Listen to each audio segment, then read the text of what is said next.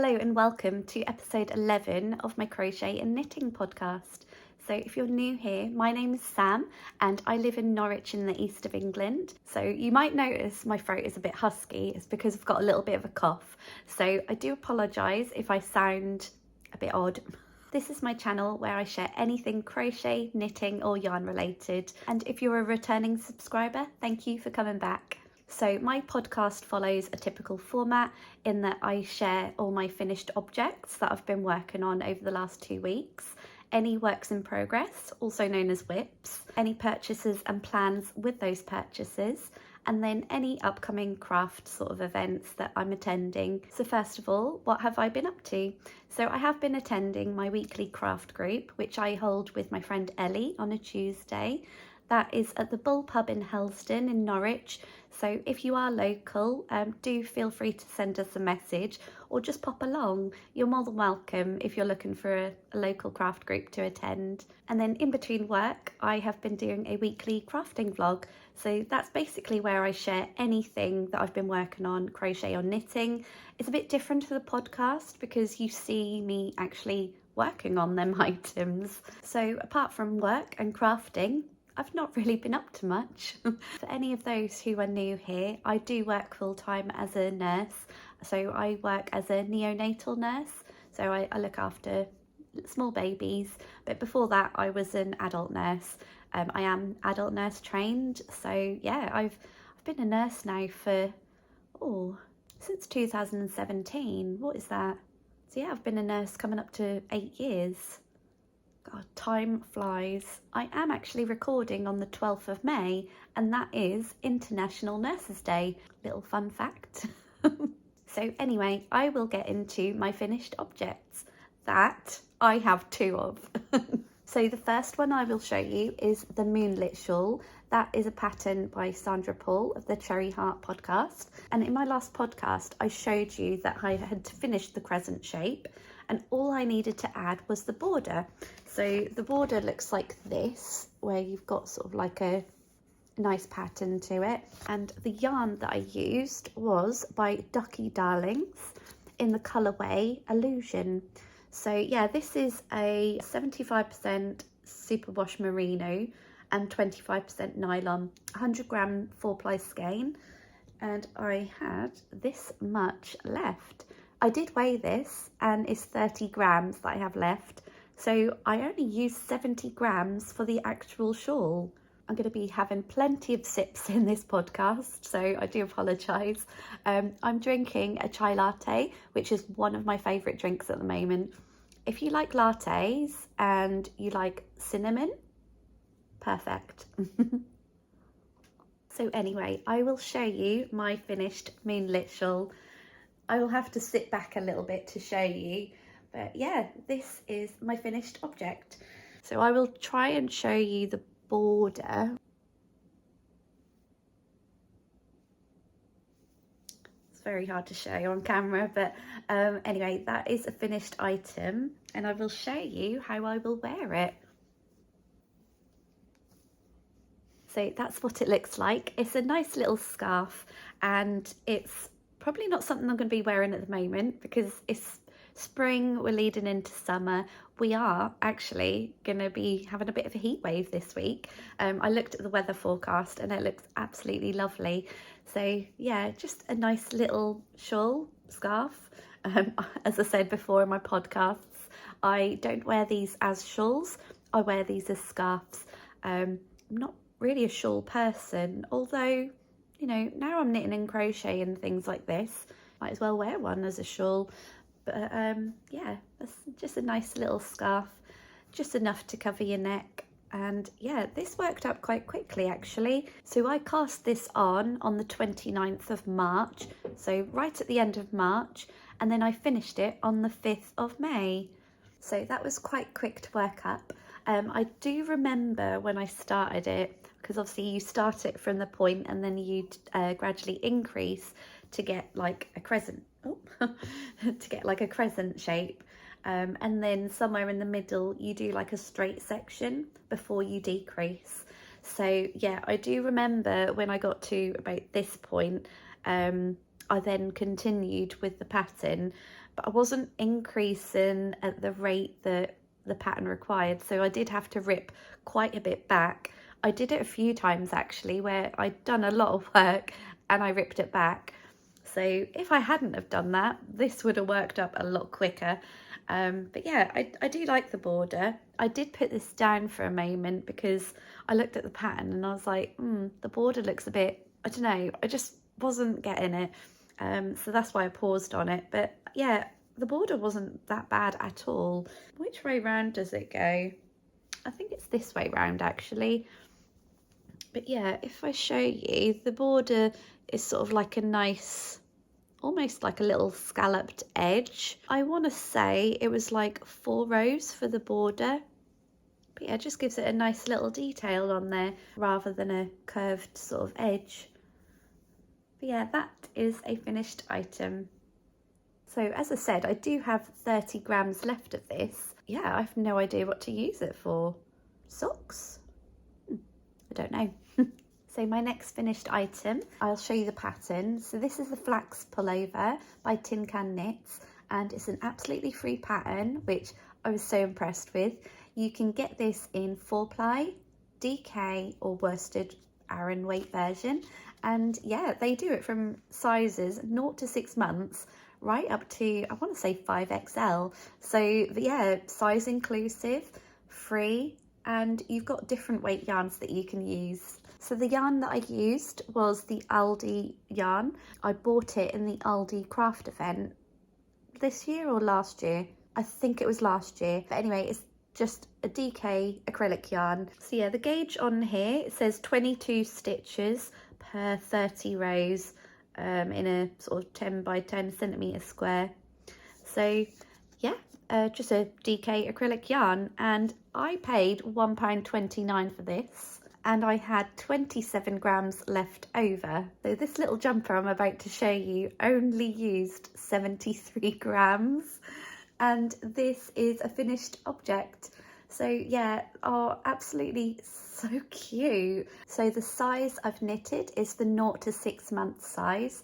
And this worked up very quickly. I cast this on the 22nd of April and I finished it on the 5th of May. So yeah, that worked up very quick, a couple of weeks or so. It's a DK version, and I done a 1x1 ribbing for the neckline, and then I did raglan increases. So these raglan increases were the knit front and back, which was very easy. I followed the pattern to a T, and I included the garter edge along the sleeve, and I thought that looks really nice. It gives it a bit of interest. Some people choose to sort of keep that out of the pattern and just, you know, knit in the round on the sleeve. But I thought that looked quite nice and it gives it a bit of interest. So I haven't blocked it or anything. It's an acrylic yarn, so it's not like it's a wool sort of blend where I have to manipulate the yarn. I don't think it needs blocking. It's acrylic. I highly recommend this for any beginner knitters or any knitters who are looking for an easy jumper project. I already want to make more of these in different sizes, so I already have in my mind that I'm going to do another one in a size for my 5-year-old son. So I'll probably do it in like a 6-year plus one, because he won't be wearing it until the winter and he turns 6 in the January. So yeah, I'll probably do it like 6 years plus. That is a nice neutral jumper, and this is now ready to gift to my brother and sister-in-law.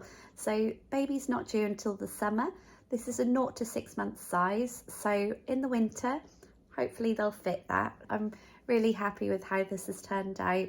I did have like some holes that were here. You can't see it very well because I've tried to sew them up. I did have some holes either side, and I've done my best to sort of hide that. In fact, it looks better on the other side. Yeah.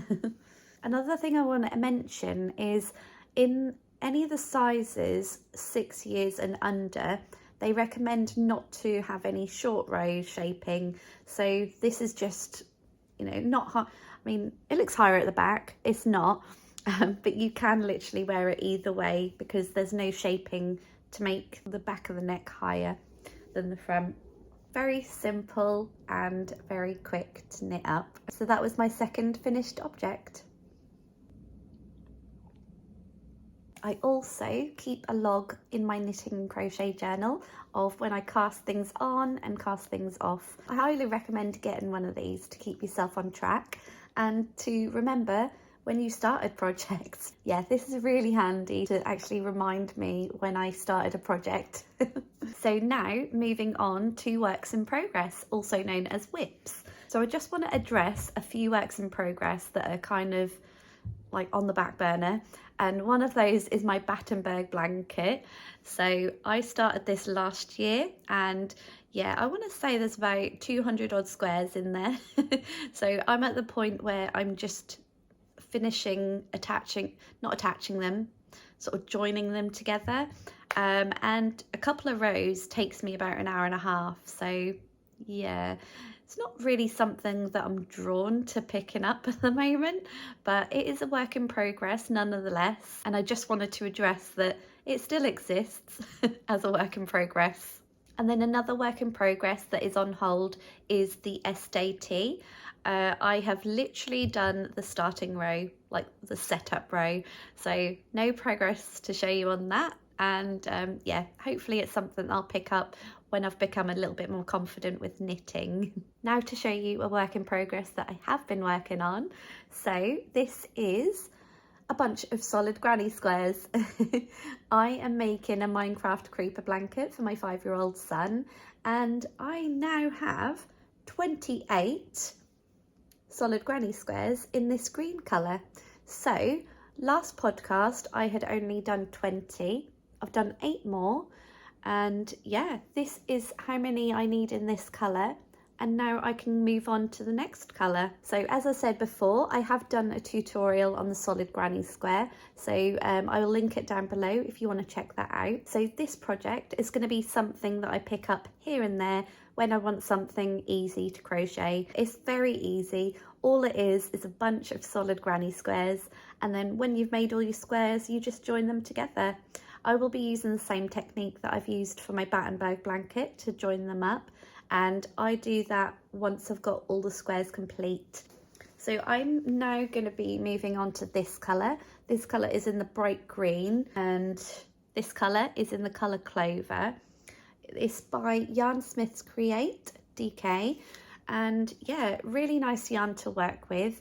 As I said before, I do like using acrylic yarn in blankets. So I have, I believe, 16 squares to make out of this colour, and then in the black I will have 20. So most of the squares were in this colour, and I've finished those ones. So now just to move on to this colour. Very bright, isn't it? So that is living in this project bag made for me by my stepmom Karen, and yeah, I really do like that. There's a theme. You know I love a leopard print. So anyway, that was my work in progress. Next work in progress is living in my redesigned Project 9 bag, and that is the Tolster tee. So the yarn that I'm using for this is Drops Baby Merino. I absolutely love this yarn, and I have been so tempted to like buy more colours of this for like different projects, but I've got to remind myself that I have quite a bit of a stash at the moment of yarns that I want to use. Yeah, I just can't help it. So I attached the third ball the other day. So in the last podcast episode, I don't think I'd split for the sleeves, but I have split for the sleeves, and this is the progress that I've made. So which one's front and back? Okay, yeah, so I think that's the front, and then that's the back. So the Tolster tee is a pattern by Rebecca Clow, and it's a lovely simple raglan t-shirt. So I am using, as I said, Drops Baby Merino, and it's, I want to say, a 4-ply, although when I go on the Wool Warehouse website, which is where you can purchase it from, I personally bought it in a D-stash. Where was I going with this? Yeah, I'm doing this in 4-ply because it's a t-shirt.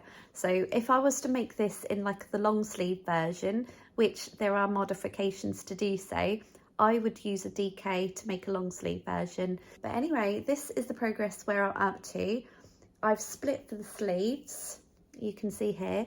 I've just used scrap yarn to hold my sleeve stitches, and yeah, I've made this much progress. So I did pass the part in the pattern where it was like, okay, now try it on. Did I? No. I just thought I'll just continue knitting, and what will be will be. So I hope it fits. I mean, if I sort of lay it like next to me, yeah, I think that'll fit. I mean, it's bunched up on these needles and it'll stretch a bit. So I'm at the part in the pattern where you knit in the round, and from the bottom of the sleeve up until the bottom of the t-shirt, I think the pattern requires you to knit for until it's like measuring 30 centimetres, but then it does say or until your desired length. So I think the Tolster tee is naturally a slightly cropped t-shirt. I like my t-shirt slightly longer, so yeah, I will just literally knit until the length is right for me. I'm at this stage at the moment. I've got a fair amount more to work on, and because it is 4-ply, it is, I mean, it's not working up slow. I don't know, I'm not very fast knitter, I don't think, but because it's 4-ply, you know, it takes longer than DK to knit up. But I like the fact that I'm at the point in the pattern where it's nice, easy knitting. I don't have to refer to the pattern. I just literally need to make sure it's not getting too long. So that is my second work in progress and my last work in progress to show you today. So they were my works in progress. Now for any purchases and plans with those purchases. So today I do have some purchases to show you that's not yarn, although I have a few skeins of yarn. But the first things I wanted to show you, which I did show on my weekly crafting vlog, were some t-shirts. So this is a granny square heart t-shirt. So I purchased these from Yarn Merch. These were about £20 each. Yeah, I absolutely loved this design. When I was a little girl, I learned to crochet by doing granny squares. So I thought this was quite nostalgic, you know, getting like a granny square style t-shirt. But I have already worn this. I do need to wash this, so that'll go in the wash now. So the second t-shirt that I've bought, I have worn and since washed. So this is the t-shirt. So it says fueled by crochet and true crime. I absolutely loved that, because if I wasn't a nurse, I would most definitely be some sort of detective. I love anything true crime. I love all those sort of dramas, you know, crime dramas, documentaries, you name it. So anyway, that was the second t-shirt that I bought, and I absolutely loved that. Then my next purchase is some stitch markers. So I did show this on my weekly crafting vlog, but these are some polymer clay stitch markers by Chapel View Crafts. I had seen my friend Ellie had a stitch marker from Chapel View Crafts, and I just wanted to have a look to see if I could get one, and well, I got a little set. I thought these were well cute. It's like a cup of tea with a selection of biscuits. And then I got, so this was a set. This had a little cake on it, but I'm using that for my Tolster tea at the moment. But yeah, this was just like a little cup of hot chocolate. I thought that was really cute. And then obviously with that was a piece of cake, like stitch marker that is. Chapel View Crafts. She is on Instagram and she has a website, so yeah, do go check her out because she has so many lovely stitch markers. These weren't the only stitch markers that I bought from Chapel View Crafts, because I'm curating a yarn advent calendar for my stepmom, and I did purchase a few more, like different ones, but I've purchased a few more to go in that advent calendar. I want the advent calendar to try and support as many small businesses as I can, and yeah, I love discovering small businesses that have like really unique items, and yeah, that really fits the bill. Really unique, and I've not seen anyone do anything like this before. So yeah, I'm really happy with my purchases, and as I said, I'm already using one. So they were all my non-yarny purchases. Now for yarn purchase. So this was from the Wool Warehouse in one of their little organza bags. I had already shown this in my weekly crafting vlog, but if you don't watch them and only watch my podcasts, I will show you. But I purchased 2 skeins of the West Yorkshire Spinners 4-ply Exquisite. I did explain in my weekly crafting vlog that I purchased these to go in the right round the corner shawl. However, there wasn't a huge contrast between the two. I thought this colour was a little bit lighter, but yeah. But anyway, I love both of these colours, maybe not together, but I will use them for something. But let me just talk you through the yarns. So this yarn here is in the colourway Baroque, and yeah, it's really soft. I had originally seen this yarn, but in the lace version. One of the girls from Craft Group had some, and I felt it, and it was lovely. So I did take a picture of this label, and I was going to go to, where was it? Venetia's Yarn Shop in Fakenham, which is just outside of Norwich. I was going to go there to have a look because that's where she purchased it from. Now, this was supposed to be £18.99 from the Wool Warehouse. However, I purchased it for £9.99 because there was a bit of a sale on, and that's why I purchased it. But yeah, absolutely love this. It's got a nice sheen to it, and I think that's because of the makeup of the yarn. So this is made up of 80% Falkland wool and 20% mulberry silk. So I think it's the silk that's given that sort of sheen to the yarn. And yeah, it looks really nice. And then this colour is in the colourway Wisteria. And yeah, it's just a nice sort of muted purple, really. So even though I purchased these to go into a shawl together, but I won't be using them for that now, they will be a project of some sort. And actually, Marie from Marie's Yarn Journey here on YouTube, I'll link her down below, she did say that these would look really nice as a striped t-shirt, and I couldn't see that actually. They go really well together, and actually sort of striping them, I think that would look really nice. So thank you, Marie, for that recommendation. I think that might be potentially what I do with them, because I do have a few t-shirt patterns that require 2 skeins of 4-ply to make the t-shirt. So yeah, I think that would look really nice as a striped jumper, because there's not a lot of contrast in between the two. That'll make quite a nice sort of subtle stripe. Yeah, we'll see. So they were all my purchases and plans. So I just want to talk about purchases that I have made that I haven't got yet, because they are yarn advent calendars. So last year when I got back into crochet, I didn't know about yarn advent calendars, and because yarn dyers sell their advent calendars from sort of April, May sort of time, by the time I found out about them, you know, they'd sold out. There was none for me to buy. So this year I have made a few purchases, and the first advent calendar that I bought was a 24-day advent calendar, and that was from Blue Fen Yarns. So I'll move to the side and put the inspiration board here. So what I liked about this mood board was the moody sort of colours. I think I chose like a yak base, like the yarn base is yak, so they will naturally come up a bit darker anyway. So I'm quite looking forward to seeing what the colours are like. Obviously that won't be until December now, but I'm very much looking forward to seeing the colours. So the theme for Shannon's Advent is called Weather the Storm. When I saw the mood board, I was like, yeah, that's right up my street. I just loved the moody colours, and I know that Shannon's colours are my sort of colours as well. We both like, you know, teals, blues, that sort of thing. But I also like the other colours in the mood boards. So yeah, that was one of the first advent calendars that I purchased. She has actually sold out of all of her advent options. So yeah, if you wanted to purchase that, they have sold out. And the second advent that I've purchased is from my lovely friend Ellie. She has done 2.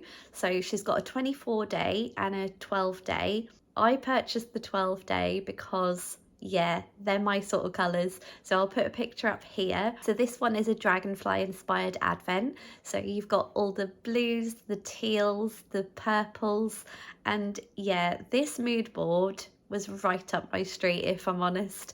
I saw that and I was like, yes, I'm getting that. I also wanted something a little bit different and to have like a 12-day advent rather than all 24. I saw this and I was pretty much like, yeah, I'm having that one. So again, I can't wait for that to come out. But Ellie also has a 24-day advent. So this one is called Dragon's Trove and I believe they're still on sale. I want to say until the end of May. So yeah, go to her website if you like this sort of inspiration. I know a lot of people are into dragons at the moment due to a certain book collection. And then the final advent that I've purchased is from the Little Grey Girl. So she has an option for 24-day or a 12-day, but she's got two options for a 12-day. So I've purchased the 24-day because I couldn't choose between the two if I was to go for a 12-day. So the theme is ink and alchemy. So this advent is like a gradient fade is how she's described it. And you've got, I think it's like a mustard yellow, pinks, purples, blues, and then you go into like a fade of greys. Now, I just loved the inspiration of this, and yeah, I was thinking, should I get a 12-day and get like the coloured version? But then one of the colours is yellow, and I'm not much of a yellow person, if I'm honest. But the other colours in there, the pinks, purples and blues, I was like, yeah, I want these colours. But I also like the grey sort of fade. So yeah, I purchased the 24-day anyway, and I was thinking if I didn't like the yellows, I could just leave them out altogether and then use the rest of the colours because I think that would look really nice. So yeah, they were my purchases that I've made that I haven't got yet because I will be getting them towards the end of the year. So do I have plans with my advent calendars? Not yet. I have actually been curating a list because I want to do a video on patterns that you can use with yarn advent calendars. So I have my list here and it goes on and on and on. So I've got quite a few patterns written out for both crochet and knitting, and some are 4-ply, some are DK. So looking at this and the amount of patterns that I've written down, I will probably have to do that in 2 separate videos. I will probably separate it into knitting and then crochet, but then some of the patterns only require 12 mini skeins, and then some patterns use 24 mini skeins. So we'll see. I have to rewrite these patterns out and come up with some sort of order, but that is a video in the near future that I want to record for you because people are purchasing advent calendars and it would be nice to have ideas of what to use the yarn advent calendar for. So yeah, I thought I'd curate a bunch of patterns. I have stalked Ravelry quite a bit recently and come up with quite an extensive list. So yeah, as I said, I'll be putting that into some sort of video for you. So if that sort of video interests you, be sure to subscribe if you're not already, so then you'll be notified as to when I record that video. So they were my purchases and plans with those purchases.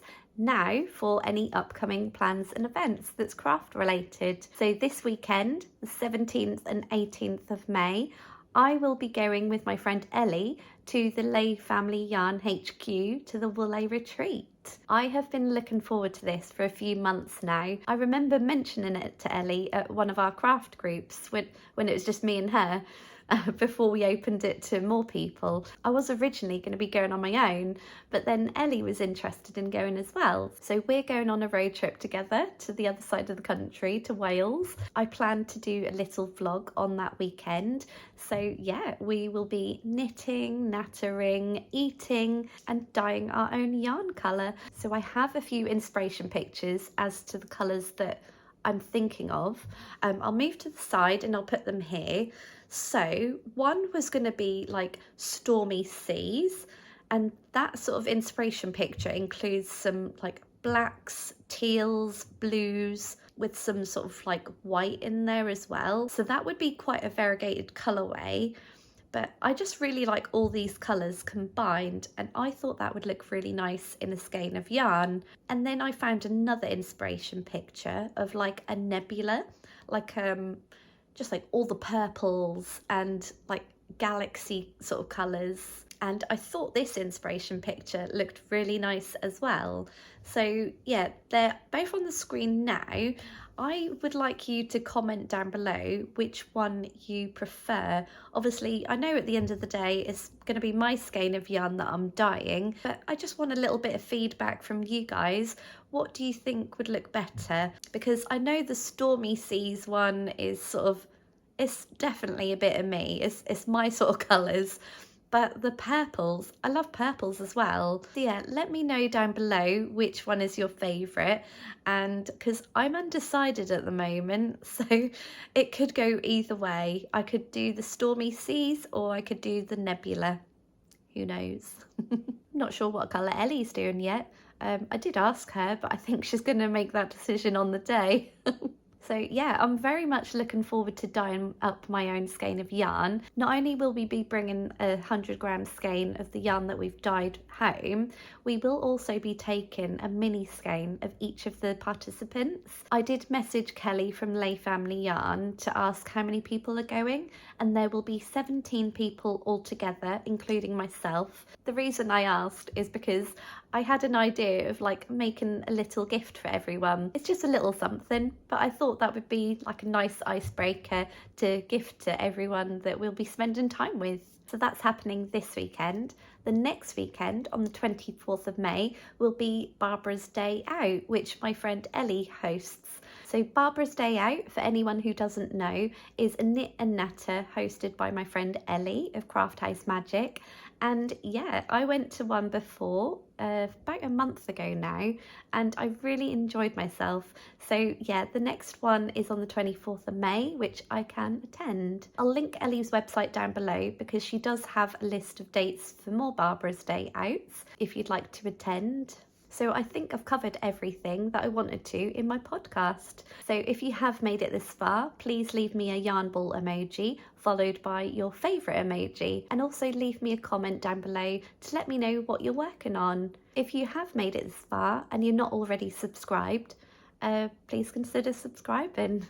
Thanks again for watching, and I will see you in my next video. Bye!